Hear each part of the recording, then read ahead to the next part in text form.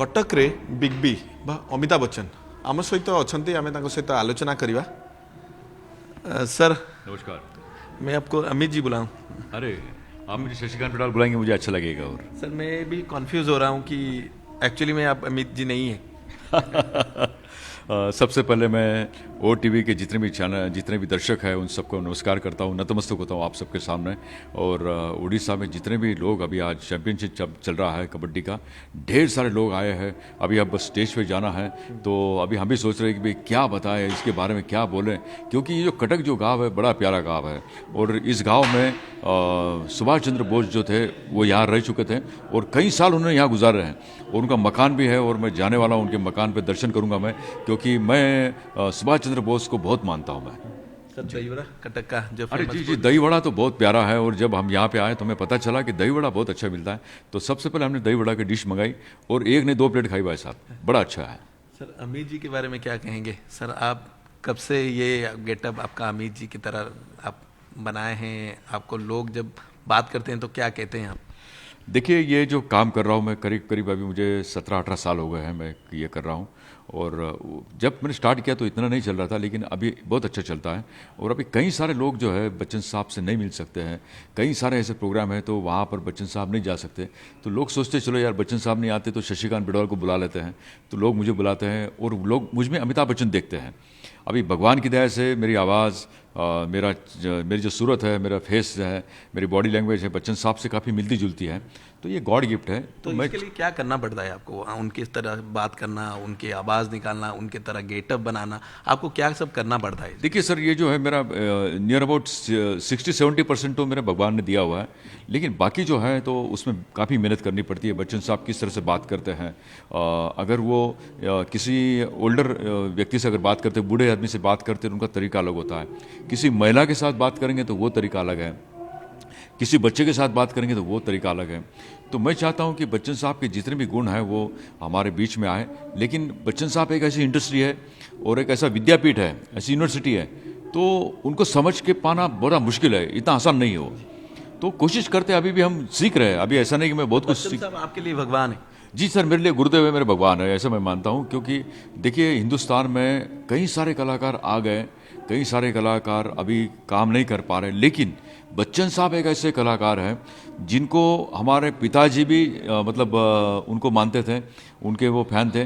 और मैं भी फ़ैन हूँ, मेरे बेटे भी बच्चन साहब के फ़ैन हैं, और मुझे लगता है कि मेरे बेटे का बेटा होगा वो भी बच्चन साहब का फ़ैन रहेगा। मतलब इतना बड़ा उन्होंने लंबा समय काटा है। तो आप बच्चन साहब से कितनी बार मिल चुके हैं? और जब बात होता है तो क्या बात हुआ है? पहले कभी मिले हैं बच्चन? जी बिल्कुल, मैं कई बार मिल चुका हूँ। और अभी बच्चन साहब की कुछ फिल्में होती है, कुछ एड फिल्म होती है, तो उसके बीच में मेरा काफ़ी रोल होता है। तो कुछ सीन जो है वो मैं करता हूँ, क्लोज शॉट जो होते हैं बच्चन साहब के होते हैं, और काफ़ी एड शूट में आप देखिए लॉन्ग शॉट मेरे होते हैं। तो क्या बात होता है बच्चन साहब से? नहीं, हम मिलते हैं, गुरुदेव नमस्कार करते हैं, प्रणाम करते हैं, उनको चरण स्पर्श करते हैं। अच्छा क्या चल रहा है आपका? ठीक है, बस सर आपकी आशीर्वाद है, दुआ। अच्छा चलते हैं, बहुत अच्छा काम करते हैं, मैं देखते रहता हूँ आपको। तो काफ़ी जगह। और जब मैंने कोविड के बीच में एक मैंने काम किया था कि जब कोविड हुआ था तो मैंने 1000 से ज़्यादा लोगों से एज ए अमिताभ बच्चन बात की थी, और किसी को पता नहीं चला कि मैं अमिताभ बच्चन नहीं हूँ, तो उनको लगा कि अमिताभ बच्चन ही है। तो वो लोग जो है वो कोविड भूल गए और घर चले गए, तो ये बड़ी अच्छी बात हो गई। तो जब ये बच्चन साहब को पता चला तो बच्चन साहब ने मुझे बुलाया कि अरे आइए। केबीसी में गए, केबीसी में उन्होंने हमें बहुत बड़ा सम्मान किया उन्होंने। तो ये बस बच्चन साहब की मेहरबानी है। सर अगर आप पहली बार कटक आए हैं तो कटक कैसा लग रहा है? कटक के बारे में और क्या जानते हैं? कटक बहुत अच्छा गांव है, और कटक एक क्रिकेट का स्टेडियम है। और कई बार हम क्रिकेट के मैचेस जो देखते थे, तो कितनी सारी मैचेस कटक में हुई है। और कटक पे तो कितने लोग आए यार, जितने भी प्लेयर हैं वो कटक पर आ चुके हैं। और कटक जो एक भूमि है, तो ये सुभाष चंद्र बोस जी की भूमि है। और कटक के दही बड़े अच्छे हैं और यहाँ के लोग बड़े प्यारे हैं। सर अगर कभी चांस मिलेगा उड़िया फिल्म करने के लिए, उड़िया मूवी करने के लिए, तो आप उड़िया मूवी करेंगे? अरे सर बिल्कुल करेंगे, अगर आपकी कोई पहचान हो तो मुझे बताइए, और हमें बड़ी खुशी होगी कि हम उनके साथ काम करेंगे। तो मैं चाहता हूँ कि दुनिया में जितने भी लैंग्वेजेस हैं, जितने भी राष्ट्र है, जितने भी राज्य हैं, हम उनकी लैंग्वेज में हम बात करना चाहेंगे, और उनकी लैंग्वेज में जो सिनेमा है, थिएटर है, वो हम करना चाहेंगे।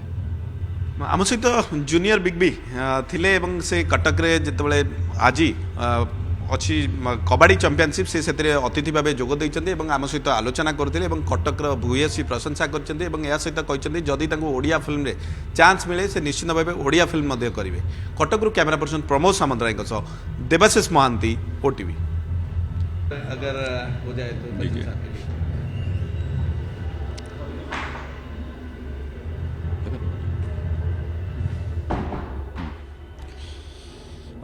बाबूजी की कविता है और बच्चन साहब काफ़ी जब भी कहीं जाते हैं तो वो कविता बोलते हैं। मैं भी आज कविता बोलूँगा कि लहरों से डर कर नौका पार नहीं होती, लहरों से डर कर नौका पार नहीं होती, कोशिश करने वालों की कभी हार नहीं होती। नन्ही चींटी जब दाना लेकर चलती है, नन्ही चींटी जब दाना लेकर चलती है, चढ़ती दीवारों पर 100 बार फिसलती है।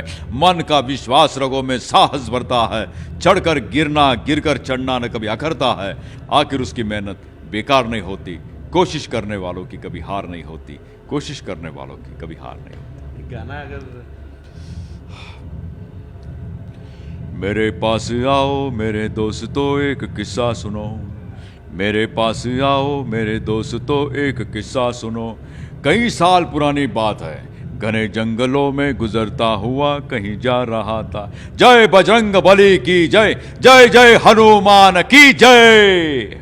डायलॉग कौन सा आप बोलो? कौन सा फिल्म का आप?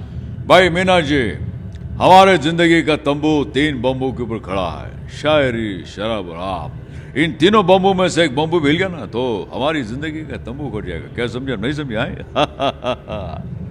ओके।